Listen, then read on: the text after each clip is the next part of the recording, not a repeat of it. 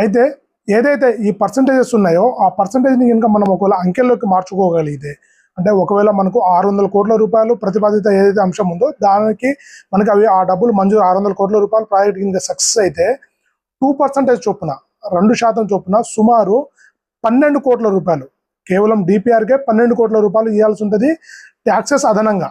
సుమారు అవి ఒక 2 కోట్ల చిల్లర అవుతుంది, అంటే సుమారు 14 కోట్ల చిల్లర డబ్బులు మనం ఏదైతే ఓన్లీ డిపిఆర్కే వెచ్చించాల్సి ఉంటుంది.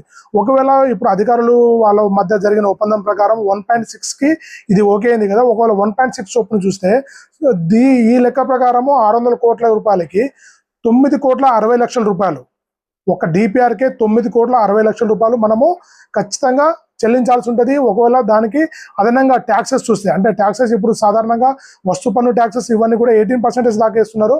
18% చొప్పున ట్యాక్స్ చూసినా సరే సుమారు అవి ఒక 1,30,00,000 1,40,00,000 చిల్లర అయినా సరే సుమారు 11 కోట్ల రూపాయలు దాకా, దాదాపుగా 11 కోట్ల పై చిలుకు డబ్బులు మనం ఓన్లీ డిపిఆర్కి చెల్లించాల్సి ఉంటుంది.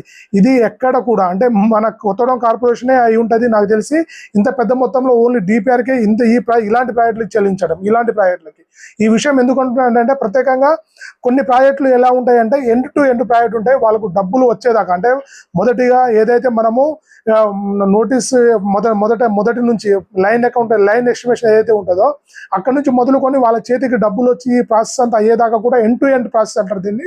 అలా కొన్ని కంపెనీస్ కూడా సర్వీస్ ఇస్తాయి, వాటికి ఇంత మొత్తంలో వెచ్చించవచ్చు. కానీ కేవలం డిపిఆర్ కోసమే ఈ పెద్ద మొత్తంలో వెచ్చించాలి అని చెప్పేసి ఇంత డబ్బులు కేటాయించడం మాత్రానికి ఇదే నాకు తెలిసి ఇదే మొదటిసారి అని చెప్పి నేను అనుకుంటున్నాను.